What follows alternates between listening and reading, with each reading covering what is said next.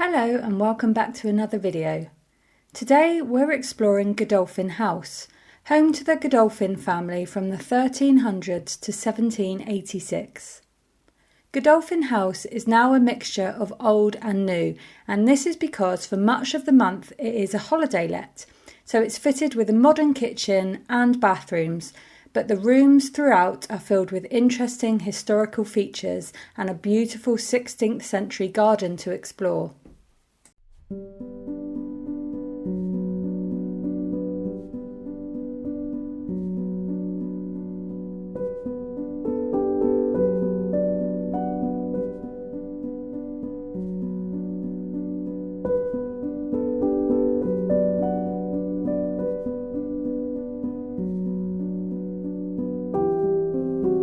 This covered entrance provided a play space for children throughout the years.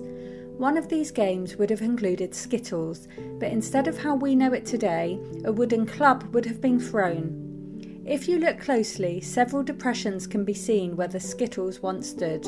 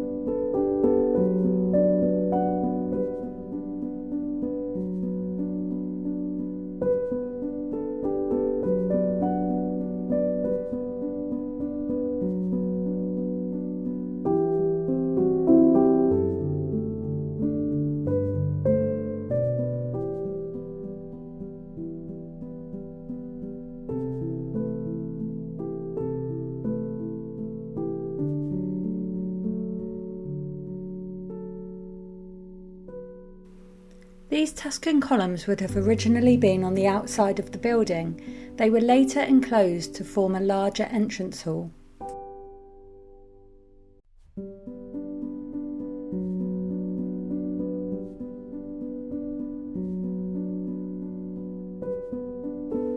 The house is a Grade 1 listed house and begun its life in the late 1400s. The family who owned the house were hit by recession in the 19th century, and the house is now a ghost of the great house it once was. The National Trust purchased the main part of Godolphin Estate in 1999 and then purchased the house and surrounding buildings in 2007. At this time, conservation work began, and the first task was to stop parts of the house from collapsing.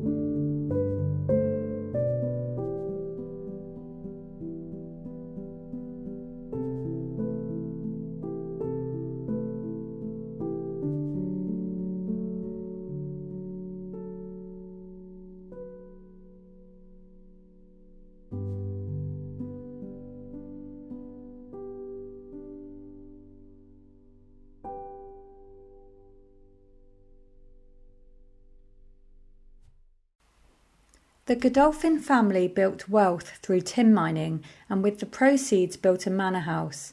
This first house no longer stands, however the remains are still visible at Godolphin. The estate has more than 500 acres of beautiful countryside, and the medieval garden is on the National Register of Parks and Gardens as Grade 2 listed. There are also Grade 2 listed farm buildings surrounding the Great House, which demonstrates the changes from Great House to a working farm.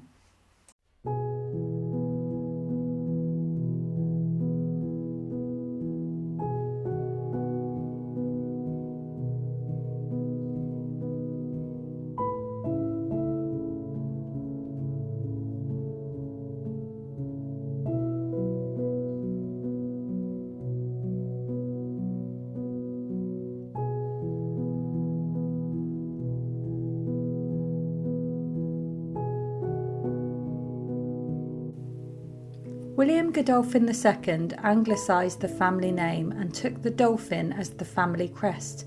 It then became a symbol of the family's power.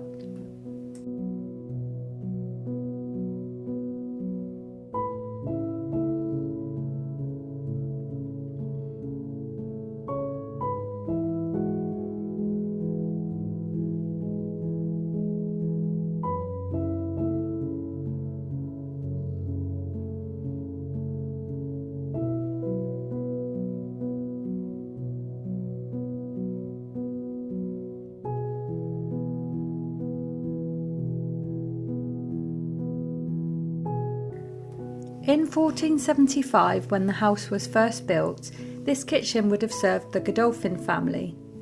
It also would have been where food for banquets served in the Great Hall would have been cooked. It has now been modernised and is used when guests are staying in the house.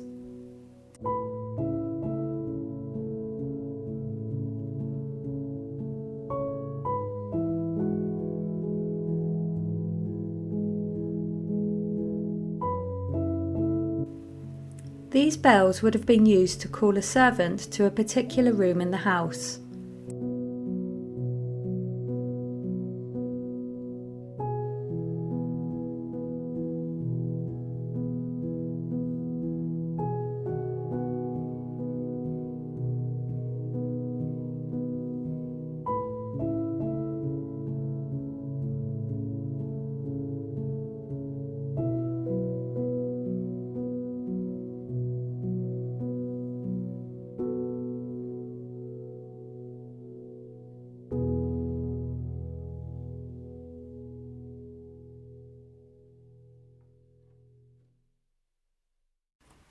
In 1544, William Godolphin accompanied Henry VIII when he invaded France for the third time. Due to his mining experience, he was able to command Cornish miners who were digging tunnels and trenches. In 1570, William II's nephew, Francis, inherited Godolphin. Francis improved the productivity of the family mines by researching tin production. With the wealth and power that came with this, the main range of the house was created.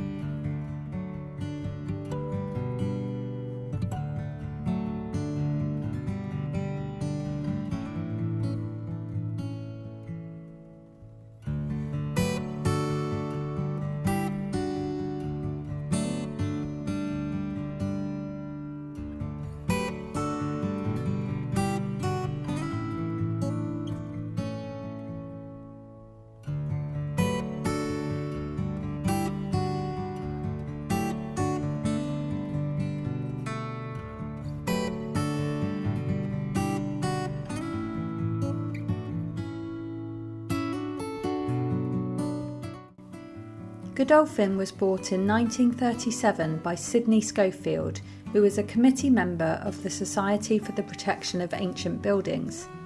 Sidney and his wife Mary restored Godolphin and opened it to the public for the first time. The sitting room where we are now would have been used by Mary Schofield, who sold the house to the National Trust in 2007. The metal rods running across the width of the room were put in to stabilise the building.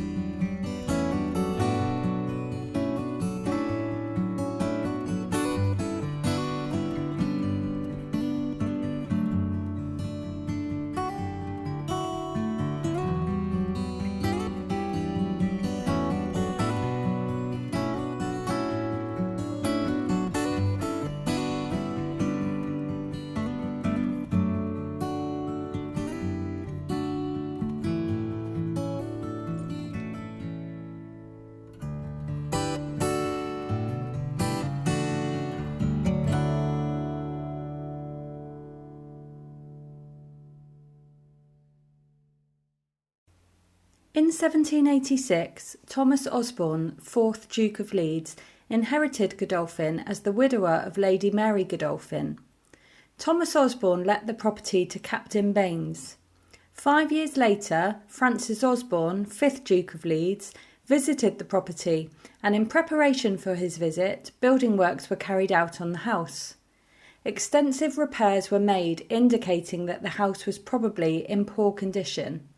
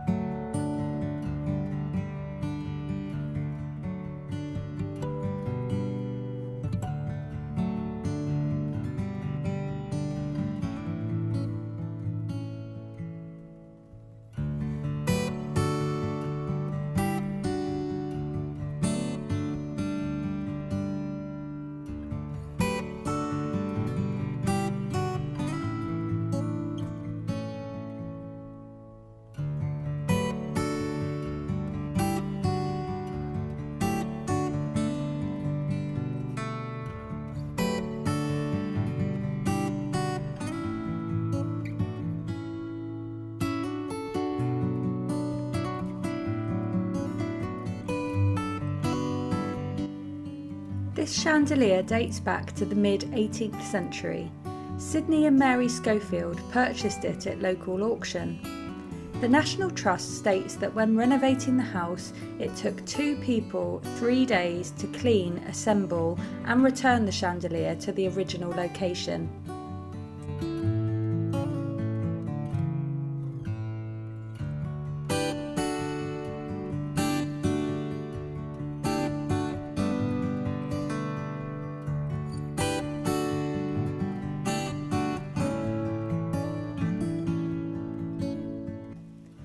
The Venetian stained glass window in this room was inserted in 1791 in preparation for the Duke of Leeds' visit as part of the extensive repairs made. Successive Dukes of Leeds never resided at Godolphin House, instead choosing to let out the property, and they owned property elsewhere in the country.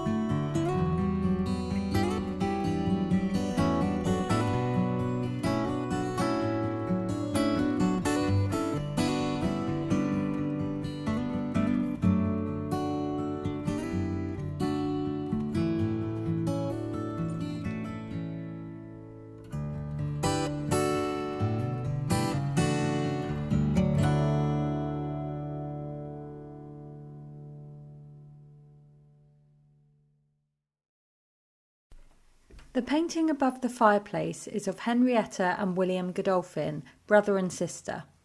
They were the eldest children of Francis Godolphin. William died before his parents at the age of 31. He was the last direct male and would have inherited the Godolphin estate if he had lived.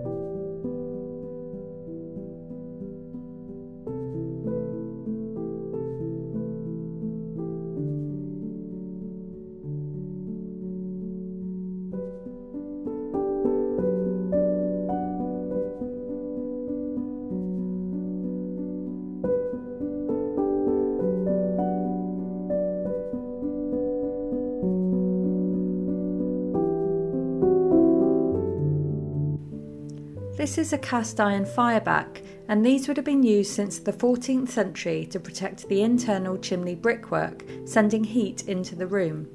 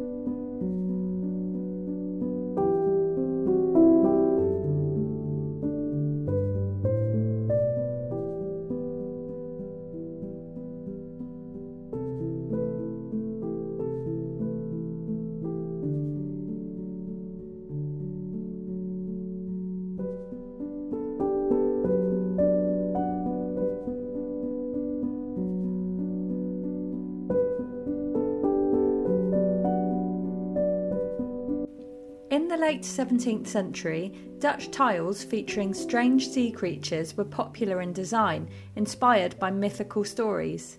These tiles would have been individually hand-painted.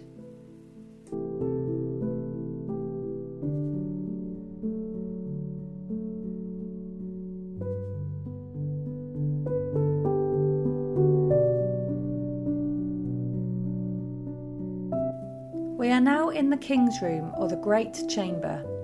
In the 17th century, the master of the house chose to dine in this room along with his close family instead of in the Great Hall, which led directly into this room via a staircase.